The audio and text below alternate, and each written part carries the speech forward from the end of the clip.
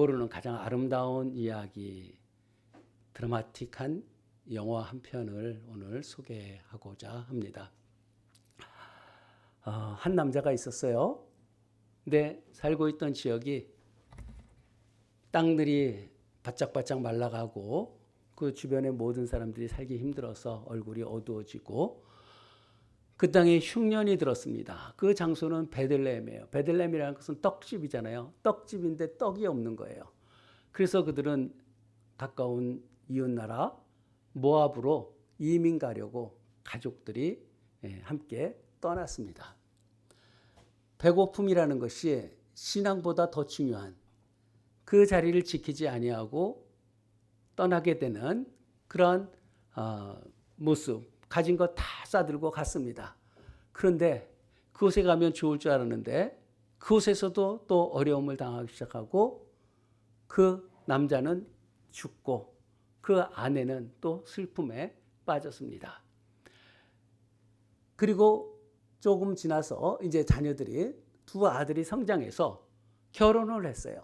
그래서 그 엄마는 나옴이라고 하는데 그 마음에 기쁨이 잠시 있었습니다. 그러나 그도 얼마 되지 아니해서 그 아들이, 첫째 아들도 죽고 또 둘째 아들도 죽게 되었어요.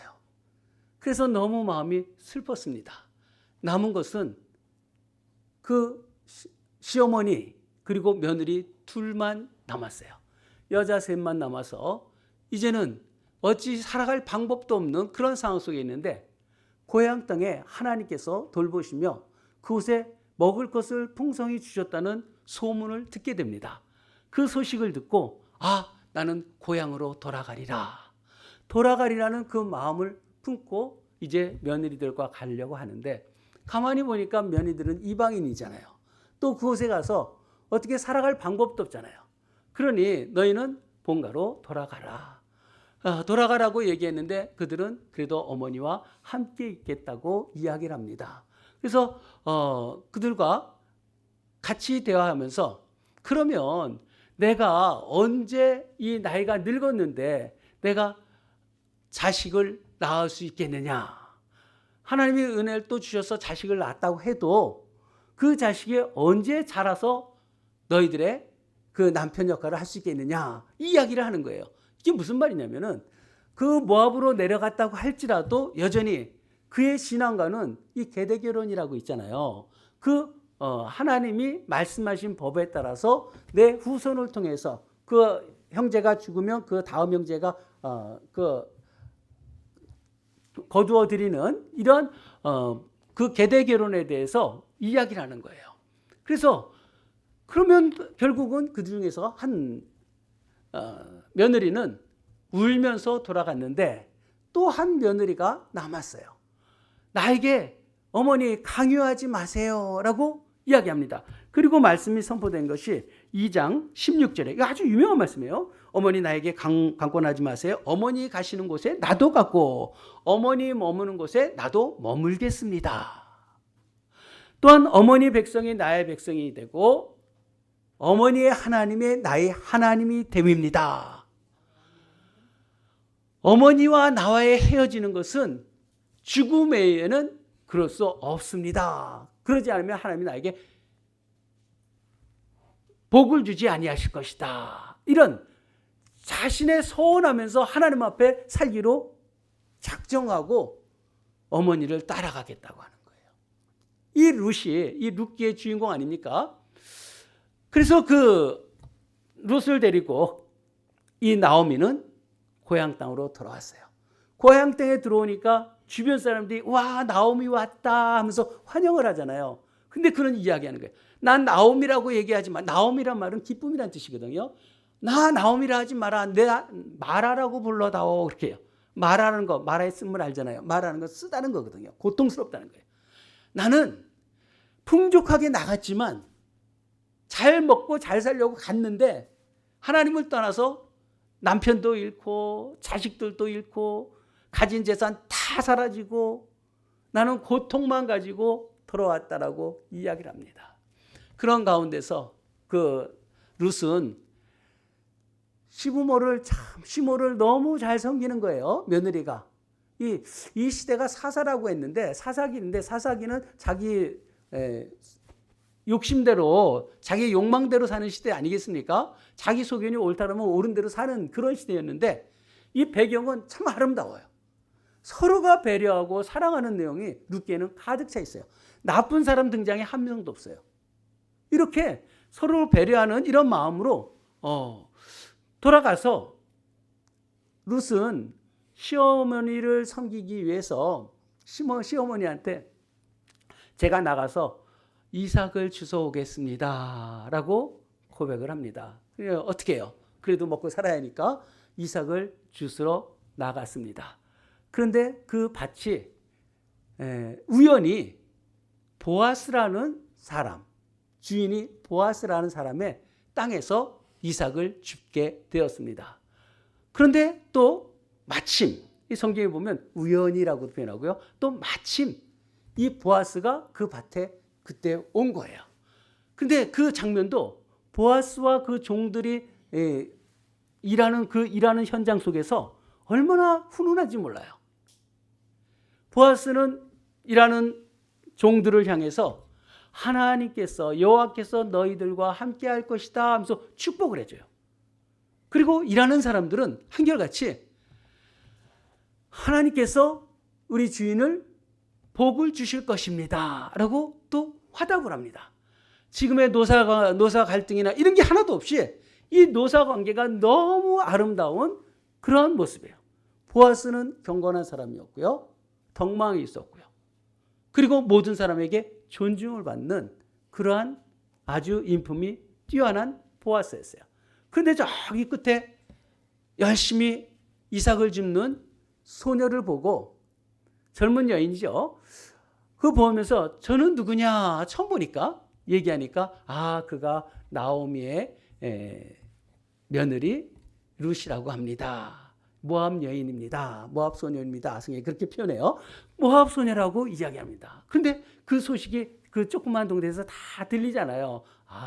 그가 이렇게 신앙 고백하며 이렇게 어머니의 하나님이 나의 하나님이라고 하면서 돌아온 사람이구나. 이걸 알고 그에게 찾아가서 선대를 해줘요. 두려워하지 마라. 이곳에서 항상 함께 거둘 것을 거두어가라. 그리고 일하는 남성 종들에게 많이 거두어갈 수 있도록 대충 떨어뜨리면서 가라고 이렇게 이야기하면서 먹을 것을 줍니다. 그리고 먹을 것도 또 이곳에 와서 떡을 먹어라. 이 초에 넣어서 같이 먹어라. 그래서 함께 이런 아주 선대하는 아름다운 모습을 보게 되어지는 거예요. 그런데 그 아름다운 선대뿐만이 아니라 그 마음이 그 성경적 배경 속에서 보면은 이 룻에 대해서 너무 아름답게 본 이 보아스의 흐뭇한 마음이 있는 거예요. 그래서 룻에게 뭐라고 표현하냐면 여호와께서 여호와의 날개로 너를 품어주길 여호와께서 너를 품어주시길 원하노라. 이 단어가요. 이게 여호와의 날개로 품어준다는 게 무슨 뜻이냐면요. 그 나프라는 뜻이거든요. 히브리 말로. 그거는 에스겔서에서도 나와요. 우리의 수치와 허물들을 다 덮어준다는 거예요. 이게 무슨 뜻입니까? 하나님의 자녀로 삼아주신다는 거예요. 아니 모압 여인, 이방 여인인데 그가 하나님 나라로 편입되어지는 이런 축복을 열어줘요.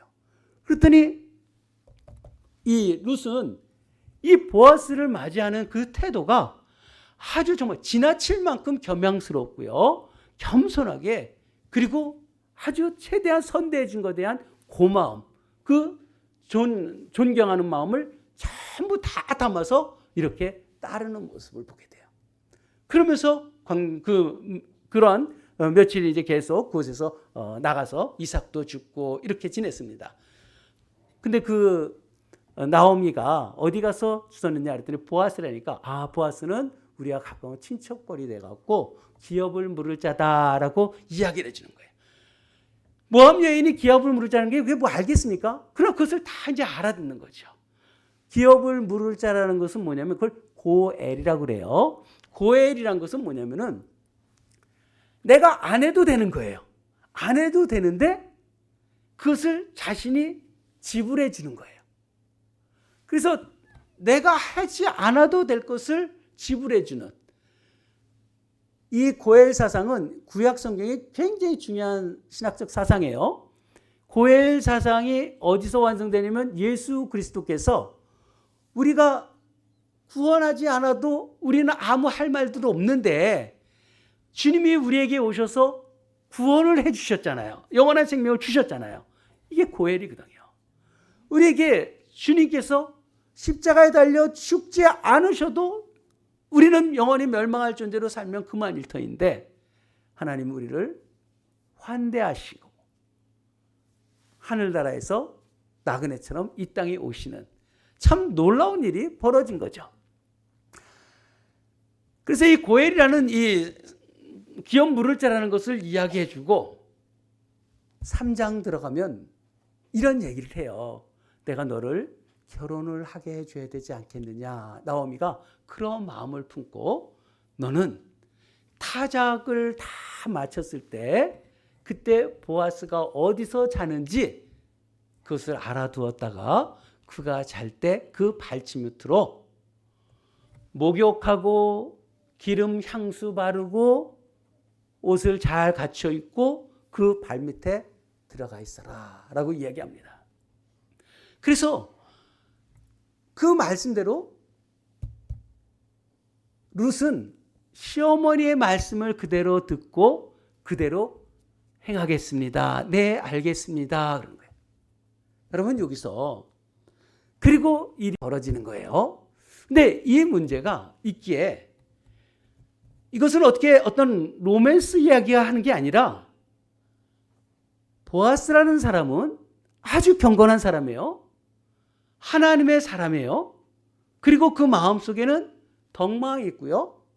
모든 것을 하나님이 원하는 대로 살아가는 아주 인격이 갖춰 있는 참 성도라고 볼 때 룻도 자신의 삶을 항상 정숙하게 살아가고 순진하게 그리고 효심이 많은 그런 모습이지 어떠한 다른 의미를 여기서 섞여 있는 것이 아니라는 거예요. 그래서 어머니가 말씀하시는 기업을 물으는 것에 대한 하나님의 법에 대한 이해를 하고 하나님의 백성으로 편입된 자로서 그 역할에 충실한 룻의 모습을 보게 되는 거죠. 그러다가 자다가 이제는 보아스는 잠드는 거죠. 근데 한밤중에 룻이 발치에 들어오니까 깜짝 놀라서 너는 누구냐? 3장에 그 말씀이 시작해요. 너 누구냐? 하니까 저는 주인의 당신의 종 룻입니다. 여종 룻입니다. 그러고 하면서 하는 이야기가 당신의 옷자락으로 나를 덮어주소서라고. 당신의 옷자락으로 나를 덮어달라. 이 말이 무슨 의미인가? 이게 정말 아름다운 표현이면서도 사랑을 고백하면서도 청혼하면서도 하나님의 말씀 언약 백성 속에 내가 들어왔으니 기업을 당신께서 내게 물러 주십시오. 그리고 내 시어머니도 나의 삶도 나의 후손도 하나님의 말씀대로 이루어지도록 해달라는 믿음의 사랑의 고백이 바로 이 말씀입니다. 이 말씀이 임하고 나니까 보아스는 참 탁월한 사람이에요. 깜짝 놀랐지만 당황하지 않고요. 그래, 너는 뭐라고 성경에 표현하면요. 3장 11절에 보면 너가 말한 것을 내가 다 행할 테니까 너 두려워하지 마라. 너는 현숙한 여인이다 라고 얘기해요. 여러분 우리는 룻기가 여호수아, 사사기, 룻기, 사무엘상하 이렇게 연결되잖아요. 사사기 다음에 룻기, 사무엘상하로 연결되는데 히브리 사람들의 성경에는요. 잠언 다음에 룻기가 들어있어요. 왠지 알아요? 잠언의 31장이 뭡니까? 현숙한 여인 나오잖아요. 현숙한 여인이 주제예요. 잠언의 마지막 현숙한 여인의 주제를 그 여인이 바로 룻과 같은 여인이라는 거예요. 그래서 히브리 사람들은 그렇게 배열을 해놨어요. 현숙한 여인인 줄 내가 안다. 너가 세상적인 것이 아니라 하나님의 말씀을 이루려는 이방 여인이지만 하나님 나라에 편입돼서 하나님의 말씀을 이루려는 그 모함 여인. 너는 젊은데 젊은 사람 찾지 아니하고 나에게 찾아왔던 것. 처음의 인애보다 점점 더 큰 은혜가 너에게 있다고 칭찬해 줍니다. 그러면서 하는 이야기가 기업을 물을 자가 나보다 더 우선되는 사람이 있다는 거예요. 내가 그 문제를 해결해 주겠다. 그러면서 룻을 순결을 지켜줘요. 그리고 그 다음날 성문 앞에서 재판을 하고요. 장로들을 부르고 기업 물을 자와 대화해서, 이건 하나님의 섭리죠. 그가 거절했을 때 자신이 이제는 결혼하겠다고 선언하게 되고요. 기업을 물으겠다고 이야기하고 장로들이 축복하는 그 내용이 오늘 본문 바로 전까지 있는 거예요. 이 내용이 얼마나 아름다운 내용인지 이제 전개되면서 좀 더 전개되면은요, 이 내용은 너무 아름다운 거예요. 우리가 이번 수련회에 가서 좀 이런 뮤지컬이든 아니면 이런 극화된 이 룻기에 대한 이런 내용들이 한번 우리 성도님들이 만들어냈으면 좋겠어요. 이 대단한 믿음과 사랑과 그리고 하나님의 말씀을 지켜 행하는 이런 모든 것이 복합적으로 알고 이 작품을 만들어낸다면 얼마나 좋을까. 룻은 저 뒤에 있는 헤리미가 맡으면 딱일 것 같고요. 그리고 이제 그 모든 역할들을 맡아서 우리가 정말 제대로 된 이런 뮤지컬을 한번 만든다든지 연극을 만든다든지 하나님이 기뻐하실 이런 말씀들을 우리가 다 녹여냈으면 좋겠어요. 참 그리스도인이 참된 영화를 만들어낼 수 있다면 얼마나 좋겠습니까? 근데 오늘 이 말씀이요, 이 아름다운 결말로 끝나요. 그런데 비극부터 시작하잖아요. 그죠? 비극부터 시작해. 이거를 알고 이 아름다운 결말을 우리도 맞이해야 되잖아요. 비극은 뭡니까? 사사시대 자기 소견대로 행할 때 그도 그 남편도 자기 원대로 떠나는 거예요. 하나님을 떠났어요. 하나님의 약속의 땅을 떠났습니다. 여러분, 이게 비극의 씨앗은 바로 하나님을 떠나는 거예요. 여러분, 우리가 하나님이 우리 안에 없으면요, 그 안에 욕망이 들어가요. 각자의 소견대로 행한다는 거, 자기의 욕망대로 살아갑니다. 여러분, 우리들의 욕망이 있는 것은 하나님이 없기 때문에 그래요. 다 성공하려고 하고요, 세상 것이 세상에 즐기려고 하고, 하나님 없으면 다른 것으로 채우려고 해요. 이 세상이, 우리는 오늘 가정 마지막 주예요. 가정들이 어려운 가정들, 대부분 많이 힘들고 어려운 가정들이요, 흔들리고 깨지고 이런 가정이 믿는 사람이나 안 믿는 사람이 거의 비슷하다 그래요. 그런데 부부가 함께 예배를 드린다면, 부부가 함께 예배를 드리는 가정은 완전히 깨어지는 가정이 확률이 확 떨어져요. 그런데 그 부부가 함께 기도하는 부부는 0. 몇 %뿐이 안 된다는 거예요. 깨질 일이. 가정이 아무리 어려움이 있어도 가정이 존속되는 것, 부부가 함께 기도하는 가정은 절대 무너지지 않는다는 거죠. 그래서 우리는 신앙이라는 것은요, 신앙생활, 함께 신앙생활하고 함께 기도를 한다면 그 가정은 안전한 거예요. 그 자손들도 안전한 거예요. 여러분, 이걸 우리가 분명히 알고 있어야 될 것입니다. 그런데 이런 다 남편도 죽고 자식도 죽고 재산도 다 없어지고 이런 어려움이 있는데 회복되게 되는 게 어떻게 돼요? 고향 소식을 듣잖아요. 복음이거든요. 떡집에 떡이 있다는 거예요. 이 소식을 들었을 때 내가 집으로 돌아가리라, 말씀대로 다시 살겠다고 행했을 때 이때부터 삶의 회복이 있다는 거죠. 여러분, 우리가 오늘 기억하셔야 돼요. 하나님의 말씀으로 내가 돌아가기로 지금 결심을 해야 돼요. 돌아가니까 돌아온 탕자 이야기도 그렇지 않습니까? 내가 아버지께로 돌아가리라. 그 순간부터 그의 삶이 회복되어지기 시작하잖아요. 잔치가 준비되잖아요. 우리가 지금 어려움 상황에서 주님 앞에 돌아가겠다라고 결정했을 때 오늘 본문에 잠깐 제가 전체 내용을 메시지를 전해드렸잖아요. 그런 일이 벌어져요. 그리고 오늘 43절부터 이 본문이 너무 흐뭇한 거예요.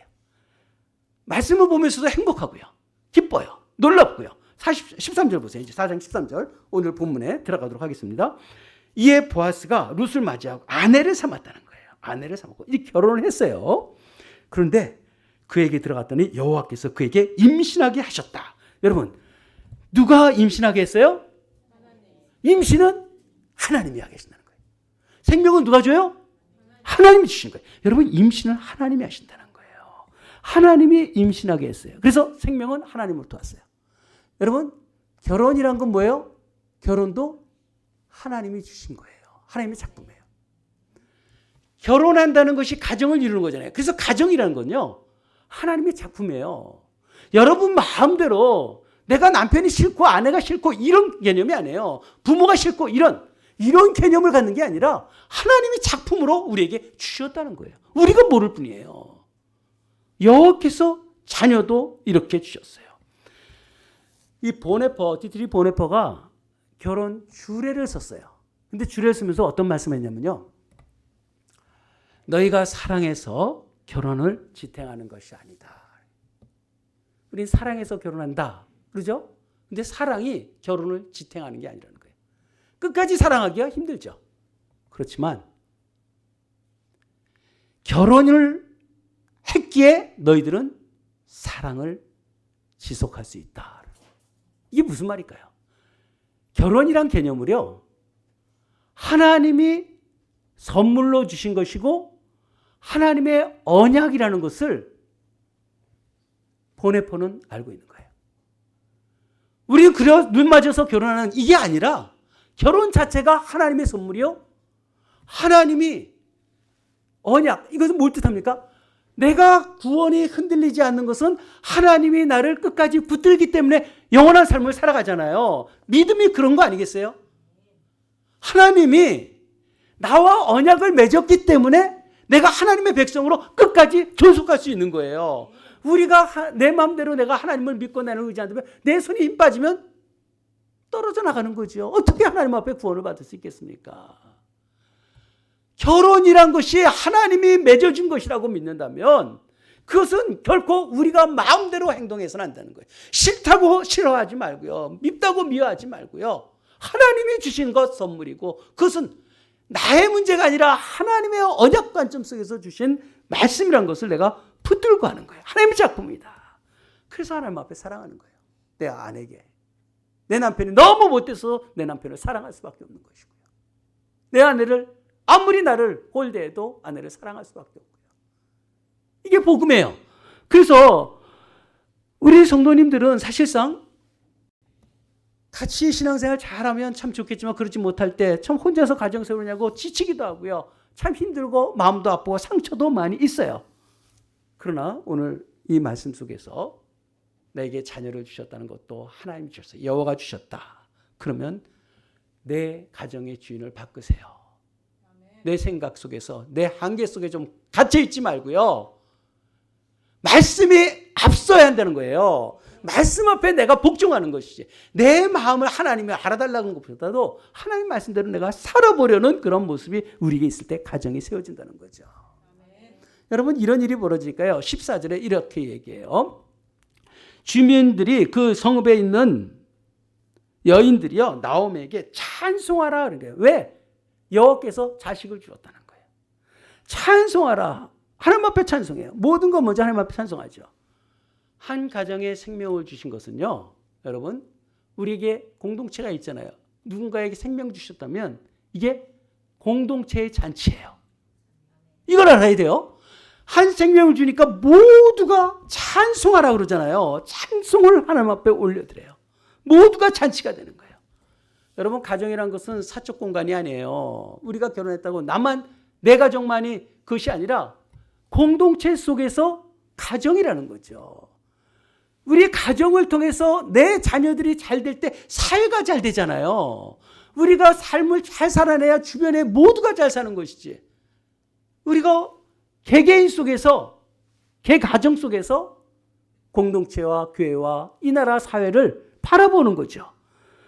목회하면서도 저도 제일 기쁜 것은요, 부부가 행복하게 사는 거예요. 근데 부부가 서로 갈등하는 것처럼 보기 싫은 게 없어요. 마음 아프죠. 신앙생활 한다는 거는요, 내가 싫고 좋고 문제가 아니라 하나님의 말씀이 중요하다는 걸 아는 거예요. 그래서 그 말씀대로 우리가 살아가는 거예요. 남편이 어떠하든 아내가 어떠하든 하나님의 말씀을 이루려고 하는 그런 마음. 자식 주신 것도 하나님이 주셨어요. 결혼도 하나님이 주셨어요. 그것을 언약 관점으로 우리에게 주셨어요. 근데 우리는 그렇게 살지 못한다면 하나님의 마음이 얼마나 아프실까. 단적으로요, 내 자녀들이 있어요.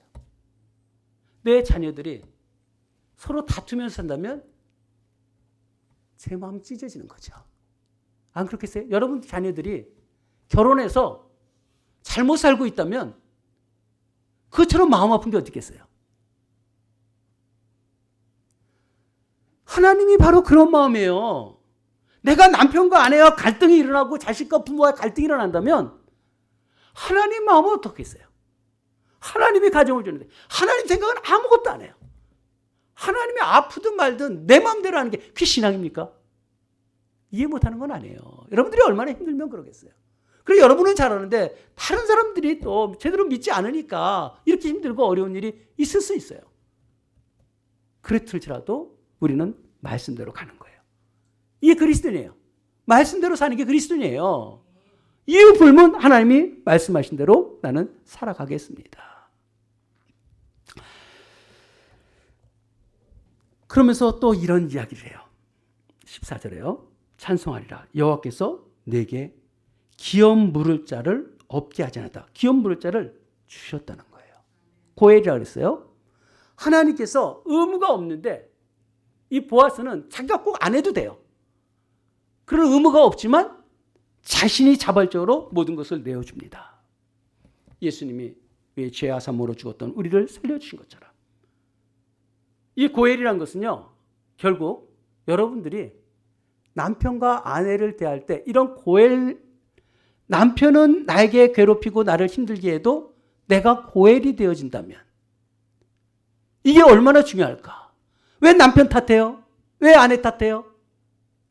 하나님이 싸우라 그랬어요? 고엘이 되어준다는 거예요. 고엘이 되어준다. 그래서 자식을 낳고 결혼을 하고 가정을 세운다는 것은 복음이 살아있는 교과서와 똑같아요. 가정이 제대로 세워지는 게 이게 참된 믿음의 교과서적인 삶을 살아낸다는 거예요. 결혼은 하나님의 언약적 사랑을 이 땅에 보여주는 하나님의 사랑의 거울이에요. 내가 진정으로 하나님의 사랑을 내가 안다면 여러분들은 앞으로 부부의 사랑으로 충만하시길 바랍니다. 다투지 마세요. 제발 다투지 마세요. 세상 사람들처럼 감정 투정하는 것 주님 앞에 이게 통할 것 같아요? 주님이 우리에게 주신 대로 우리가 살아가야 합니다. 그래서 부부는 서로 용서하고요. 서로 사랑하는 게 복음이에요. 내가 미안해. 이게 바로 십자가예요. 내가 짊어지는 것. 그리고 당신을 살리고 서로를 살려준 게 이게 부활 아닙니까? 십자가 부활이 가정에서 부부 속에서도 나타나야죠. 이러한 우리의 삶이 가정에서 나타나야만 할 것입니다. 14절에 하반절에 또 이런 말씀이에요. 이 아이의 이름이 이스라엘 중에 유명하게 되기를 원하노라. 축복하잖아요. 이 아이의 이름이 이스라엘 중에 유명하게 되기를 원하노라. 여러분 이런 축복하세요. 지난 화요일 날 한 주가 세 번째 학이 생겼다고. 아유, 권사님 박수 쳐주셔서 감사합니다. 세 번째 학이 생겼다는 거예요. 그래서 제가 그랬어요. 열국의 어미가 될지라. 그리고 그 자녀를 통해서 태중의 자녀가 21세기 이제 22세기까지 살아갈 자 있잖아요. 22세기 세상을 구원할 자 주님의 역할 도구가 될지어다 축복해 줬어요. 세상이 얼마나 지금 우리 어린 아이들이 자랄 세상은 어떻게 되겠습니까? 어마어마하게 변화될 거예요. 하나님을 모르는 세대가 되어질 텐데 이때 하나님을 찾으면서 제가 늘 기도하는 거잖아요. 우리 자녀들을 위해서 기도하잖아요. 우주와 역사에 그리스도인으로서 알 수 있는 모든 지혜와 지식이 충만케 하소서. 세상의 지식을 모르면 어떻게 살아가겠어요? 여기에 하나님의 창조적 지혜가 있어서 그 지식을 능가하는, 아무리 AI 시대가 많이 나오고 AGI가 나오고 이 모든 것을 능가할 수 있는 이 영적인 지혜와 지식으로 세상을 구원할 자가 있어야 될 거 아니에요. 교회를 세워갈 사람도 있어야 될 거 아니에요. 자녀들이 그 기도하는 거 아니에요? 그 태중의 자녀에게 그 기도를 한 거예요. 하나님, 이 자녀들에게 이런 일들이 나타나야 되지 않겠습니까? 이게 우리의 마지막 소망 아니겠습니까? 무너져가는 세상 속에서 주님 오실 때까지 치열하게 우리는 이런 지혜와 지식을 가지고, 세상의 성공 문제는 이거는 다 지나, 먹고 마시고 누리는 건 하나님 다 책임져 줬어요. 그의 나라와 일을 구하면 그 모든 거 더해진 건 분명한 사실. 아니면 그 성경을 째버리든지 하나님의 약속은 그대로 이루어져요. 그거 염려할 게 없어요. 우리는 하나님의 일을 할 수 있느냐 없느냐, 그 말씀을 지켜 행할 수 있느냐, 이걸 우리에게 말씀하잖아요. 15절 보면요, 이는 내 생명의 회복자, 얼마나 좋아요. 너의 생명의 회복자가 된대요. 또한 내 노년의 봉양자가 될 것이다. 너의 장래를 봉양해 주는 사람이 될 것이다. 장래가 걱정한대요. 통계 보니까요, 미래 걱정하는 게 너무 많아요. 미래를 누가 걱정을 해요? 미래가 누구 건데요? 하나님을 믿는 게 미래를 준비하는 것이지 뭘 준비해갖고 미래를 하려고 그래요? 그래서 저는 미래에 가장 준비하는데 물질이 필요하는데, 물질이 어디에 많이 필요할까? 전 생활비에 많이 필요할 줄 알았어요. 근데 생활비는 별로 없어요. 다 먹고 살 만한데 병 걸릴까 봐 그거 걱정한다는 거예요. 아니, 죽으려면 병 걸려야 되죠. 그리고 노년에 하나님 나라 가는 게 너무 당연한데 그걸 걱정하고 있다는 게 얼마나 어리석습니까? 참 정말 답답한 거죠. 미래적인 삶도 하나님 앞에 맡겨드리고 주님 앞에 살 수 있다는 게 얼마나 자유한 것인가. 고통을 좀 없게 해주세요. 이런 기도는 할 수 있겠죠. 편안하게 하나님 앞에 갈 수 있도록. 돈 싸들고 지금 몸 상하고 그러지 마시고요. 누릴 거 누리면서 사세요. 제발. 너무 그렇게 모으려고 하지도 말고요. 하나님이 먹고 살 거 다 해주세요. 평안하게 하나님 앞에 삶을 살아낼 줄 아는 그런 은혜가 우리에게 있어야 할 것입니다. 걱정한다고 되면, 노력한다고 다 되나요? 노력해도 안 돼요. 하나님 앞에 맡겨드리고 전능하신 그분의 그늘 아래에 있는 게 얼마나 행복한가. 그분의 날개 아래 들어가는 삶이 얼마나 복된가. 너의 노년의 봉영제래요. 자식을 잘 넣어놓으면요, 우리 자식 교육 잘 해놓으면요, 걱정할 거 없어요. 부모가 자식에게 신앙의 유업을 잘 남겨놓으면 뭘 걱정합니까? 자식이 신앙생활이 없다니까 그게 걱정되는 거죠. 신앙만 잘 심으면 이게 최고예요. 거기에 그가 누군가 15절 보면요, 내 생명의 회복자 노년의 봉양자는 곧 너를 사랑하며 일곱 아들보다 귀한 내 며느리 돼요. 여러분, 아들 7보다 나은 며느리, 이런 며느리 보길 바랍니다. 이게 얼마나 좋아요. 딸도 귀하고요, 이 며느리도 얼마나 귀해. 아들 7보다 낫다. 그럼 7이라는 것은 완전수잖아요. 그 완전한 아들들이 모여서 행하는 것보다 더 귀한 며느리래요. 그 며느리가 낳은 아기라는 거예요. 그가 너의 생명의 회복자여 노년의 봉양제가 될 것이다. 이런 일이 어떻게 손자의 복을 받고요, 며느리의 엄청난 복을 받은 것을 노래하고 있어요. 왜 그랬을까? 하나님 앞에 돌아오니까. 여러분, 그 모압 땅에 계속 있어 보세요. 지금 우리가 하나님의 말씀으로 돌아오지 않고요, 계속 싸우고 가정을 힘들게 하고 살아보세요. 여러분들은 앞날이 뻔해요. 그러나 거기서 돌아와 보세요. 그 모든 것 가운데서 하나님 앞에 돌아와 보세요. 돌아서요. 오늘 돌아서야 돼요. 터닝 포인트가 되는 거예요. 내가 하나님 앞에 돌아서겠다. 내가 남편을 선대하고 아내를 사랑하고 하나님 앞에 살아보겠다. 즉각적으로 변화되는, 이게 이런 놀라운 복을 받게 되어지는 거예요. 가정의 복 간단합니다. 이런 삶을 우리에게 말씀하는 거예요. 16절 보세요. 나오미가 아기를 받아 품에 품고 그의 양육자가 되니. 양육자가 됐어요. 나오미 남편도 잃었죠. 두 아들 잃었죠. 스스로 말아 나는 가진 거 아무것도 없어요. 근데 아들을 품에 안았대요. 빈팔 공허한 품이 이렇게 아기를 안게 되었다는 거예요. 누가? 하나님이 주셨다는 거예요. 여러분 오늘 이 시간에 이렇게 말씀하면 가정의 달에 오히려 불편하신 분도 많아요. 제가 알아요. 우리 성도님들 한 분 한 분 다 알잖아요. 여러분들의 가정을 잘 알잖아요. 그러니 이런 말씀이 불편할 수도 있어요. 마음이 무겁죠. 힘들죠. 부부간에 이미 좀 많이 갈라지기도 하고 자식과도 거리가 멀어지기도 하고 가정이 이미 깨졌고 또 어르신들 먼저 사별도 많이 하셨고 자식이 결혼도 하지 못하고 자식도 못 낳고 이런 상황 속에서 이런 말씀 듣는 게 마음이 불편할 거예요. 하지만 불편하라고 말씀드린 게 아니라 오늘 말씀도요. 나오미가 완전한 가정이었습니까? 나오미가 온전한 가정이었냐고요. 남편이 죽고 두 자식이 죽었어요. 그보다 낫지 않아요? 그렇게 다 무너졌어요. 무너진 가정, 깨어진 가정이에요. 그런데 하나님 앞에 돌아오니까 이렇게 채워주시더라는 거예요. 룻이라는 사람이 뭡니까? 이방 여자잖아요. 나그네예요. 과부예요. 볼 것이 아무것도 없어요. 그런데 하나님 말씀 앞에 순종하며 나오니까 이런 놀라운 일이 벌어지는 거예요. 하나님은 어느 가정이든 포기하지 않으실 거예요. 우리가 돌아서기만 하면 돼요. 지금 하나님의 말씀 앞에 돌아서면 되는 거예요. 마라가 아니라 다시 나오미로 우리를 만들어 주시는 거죠. 성경에 완벽한 가정이 있습니까? 아브라함의 가정도요. 아브라함도 거짓을 했고요. 이삭의 가정도 편애했고요. 야곱의 가정은 형제들의 배신을 때리고요. 다윗의 가정은 어땠습니까?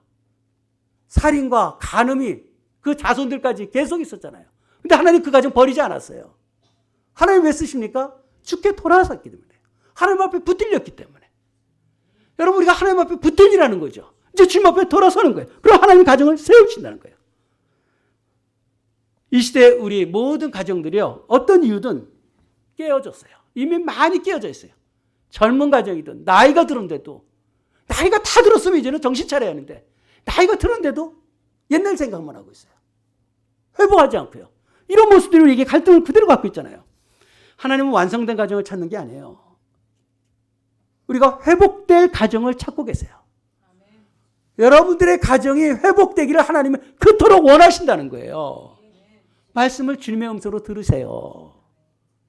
하나님 앞에 돌아오는 순간에 하나님은 주님께서 회복시켜 주실 거예요. 17절 마지막 절 보십시오. 그의 이웃 여인들이 그에게 이름을 주어줍니다. 나오미에게서 아기가 태어났다. 그 이름이 오벳이라 하였는데 여러분 그 아기가 룻이 낳은 아기가 오벳이에요. 근데 그 아기가 누구의 조상이 되냐면 오벳이 자식을 낳았는데 그가 이세고 이세가 자식을 낳았는데 다윗이라는 거예요. 여러분 룻이 자식의 할머니가 됐다는 거예요. 얼마나 가깝습니까? 여기 할머니 되신 분들 여러 있잖아요. 그 아들이 다윗이 되어지는 거예요. 몇십 년 지나니까 이건 100년도 안 돼서 이루어지는 일 아닙니까? 그 태중에서 다윗이 나와요. 다윗이 자라는 것을 보게 되어진다는 거예요.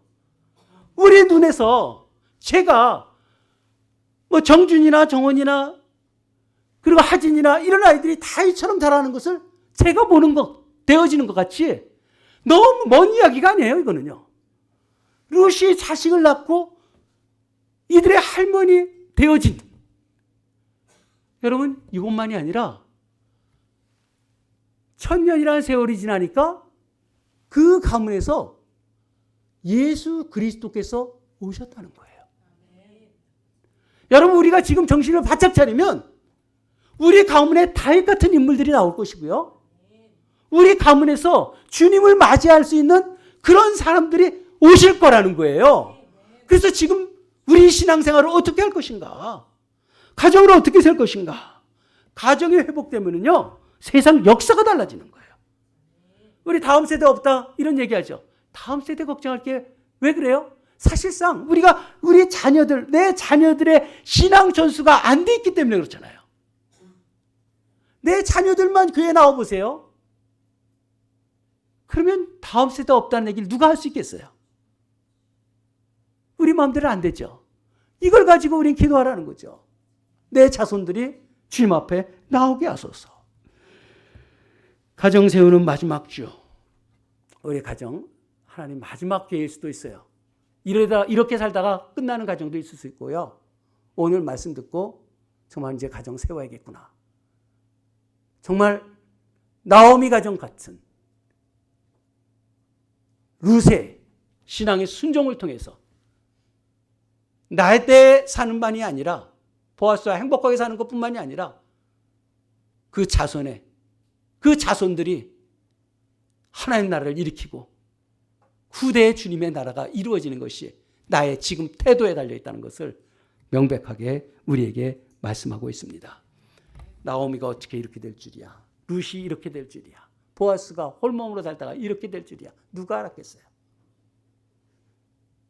지금 믿음에 순종하고 정말 가정을 바르게 세우고 하나님의 나라를 세워가는, 이건 하나님의 명령이에요. 제가 하는 말이 아니라 하나님의 기업을 일으키는 참된 하나님의 종들, 언약을 깨뜨리지 마시고 정신 차리고 가정 세워가기를 주님의 이름으로 축복합니다. 기도합시다. 오늘 내게 주신 하나님의 말씀이 이게 얼마나 중요한 메시지인가. 지금 당장 돌이킬 수 있어요. 내 마음만 바뀌면, 내 마음이 하나님 말씀 앞에 복종하면 돼요. 딴 데서